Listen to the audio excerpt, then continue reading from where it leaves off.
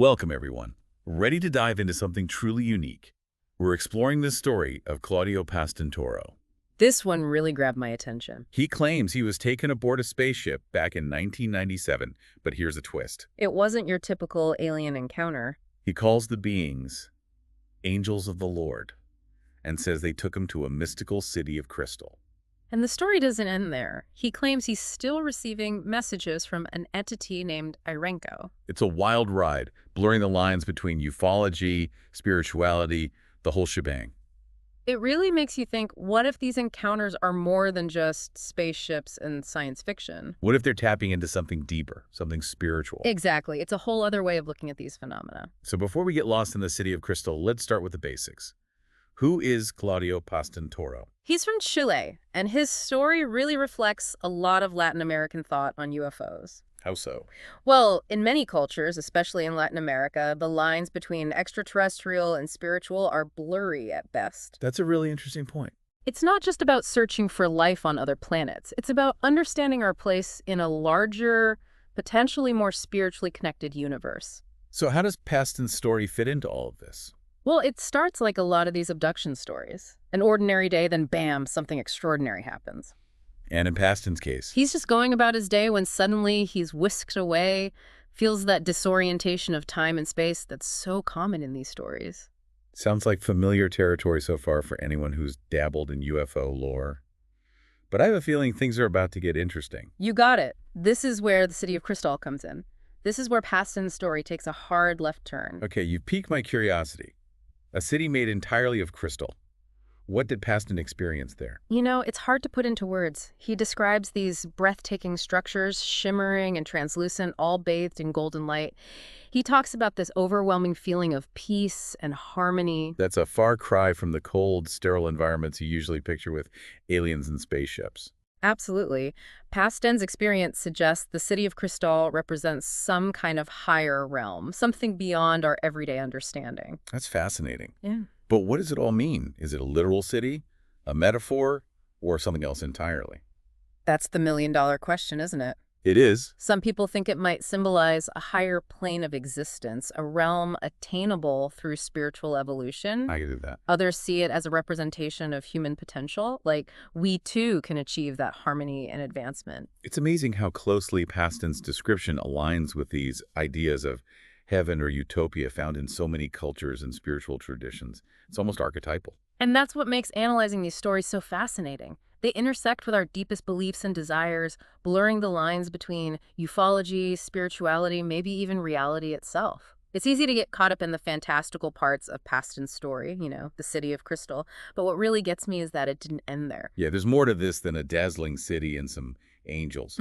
Pasten didn't just leave it at that, did he? No, he didn't. He decided to try hypnosis. Interesting. Why hypnosis? He wanted to delve deeper, see if there were any hidden memories, anything his mind might have blocked out during the actual experience. Hypnosis and alien abductions. That's a tricky one, isn't it? It could unlock things, but then there's the whole issue of false memories. Suggestion. Exactly. It's a big debate within ufology itself. Where do you stand on that? Well, some researchers believe it can be valuable if it's done right, ethically. Others are way more skeptical.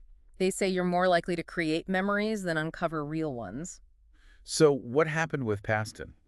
Did the hypnosis just back up what he already believed, or did it take things in a new direction? This is where it gets really interesting. Pastan says that through hypnosis, he was able to actually connect with one of the beings from the abduction, an entity named Irenko. Okay, yeah, Irenko. Now we're moving beyond a simple abduction story. This is getting into some next-level stuff. Who is Irenko, and what's their role in all of this? Pastan describes Irenko as a kind of spiritual guide, a messenger. He believes they're here to guide humanity toward a better future. So it's not a one-time message. He claims he's still in contact with Irenko. That's what he says, yeah. Ongoing communication, channeling messages. This is fascinating stuff. What kind of messages is he supposedly receiving? What does Irenko want? A lot of it revolves around spiritual awakening, interconnectedness. Irenko pushes this idea of letting go of material desires, recognizing our connection to each other, and evolving beyond our current state. That's interesting. Those are themes you find across various spiritual traditions. It kind of gives Pasten's story a universal feel. But are these messages all about spiritual growth, or is there something more to it? There's definitely a practical side to it, too. Pastan says Irenko has warned about potential disasters, like we're headed down a dangerous path as a species. Warnings from the cosmos. It's like that classic science fiction trope, aliens worried about humanity destroying itself. It is, and that's where Pastan's story intersects with this wider conversation in ufology, the idea that these encounters, whether they're literal or symbolic, often carry a message, a call to really examine our place in the universe, our responsibility to each other and the planet. So Pastan sees himself as a kind of messenger, tasked with sharing these warnings with the world. Exactly. He's been very open about his experiences, giving talks, doing interviews, putting himself out there. And how has that gone over? I imagine the ufology community is divided on this, right? As you might expect, there's a range of reactions. Some people believe him completely. They find his story and Urenko's messages incredibly profound, even life-changing. It seems like his story would resonate with people who already view UFOs and alien encounters through a more spiritual lens. Absolutely. His account speaks to that desire for meaning, purpose, connection to something bigger than ourselves. But of course, there are also plenty of skeptics. Makes sense. There's no physical proof, and it relies heavily on hypnosis, which, as we discussed, can be unreliable. Right. Critics say there's no hard evidence to back up his claims, and they question the whole hypnosis aspect. In the end, it comes down to individual interpretation. Do you see Pastan's story as a real extraterrestrial encounter or something else, something stemming from within? Either way, it's a powerful narrative. I agree. It makes you question your assumptions, contemplate the vastness of the universe. It opens your mind to the possibility that reality might be far stranger than we think. One thing I find particularly interesting is how Pastan's story intertwines with existing spiritual and mystical beliefs. Oh, absolutely. Like with the City of Crystal, that imagery is straight out of ancient mystical traditions, descriptions of heaven, higher realms of being. Exactly. It's like Pastan's tapping into this collective unconscious, drawing on universal symbols that resonate across cultures and belief systems. And that's why we do this, right? These deep dives. It's not just about dissecting individual stories, it's about exploring the bigger picture, the way these encounters reflect our hopes, fears, our never-ending quest to understand our place in the cosmos. It's almost like Pastan is saying, hey, what if the answers about the universe aren't just out there in space? What if they're also inside us, within our own consciousness? No, that's a powerful thought, and it really gets to the heart of why Pastan's story is so captivating. It really does. Whether we believe he actually encountered aliens or went on an incredible internal journey, his story makes us ask some big questions about ourselves, about our place in the universe. It's like he's taken that age-old question, are we alone, and added a whole new dimension to it. Right. It's not just about finding other life forms out there. It's about recognizing the interconnectedness of everything, this spiritual dimension that might be woven into existence itself. And in a world like ours, facing climate change, so much division, anxiety, Pastan's message, whether it's from Irenko or his own subconscious, it feels especially relevant, wouldn't you say?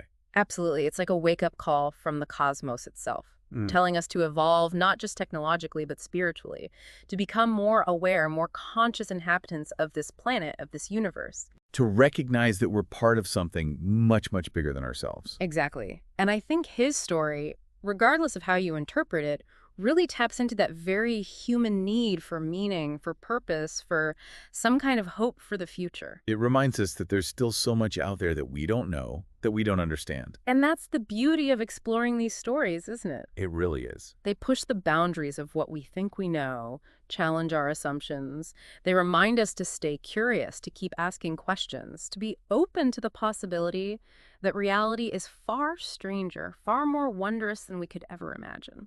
Claudio Pastentoro's story, believe it or not, it's left its mark on ufology and beyond.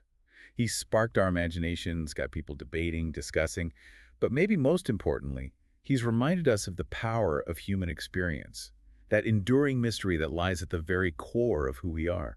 It's a reminder that sometimes the most profound journeys we take aren't measured in light years. They're measured in the expansion of our own consciousness. So whether you think the City of Crystal is a real place or a powerful symbol of what humanity could achieve, Pastan's story encourages us to look in both directions.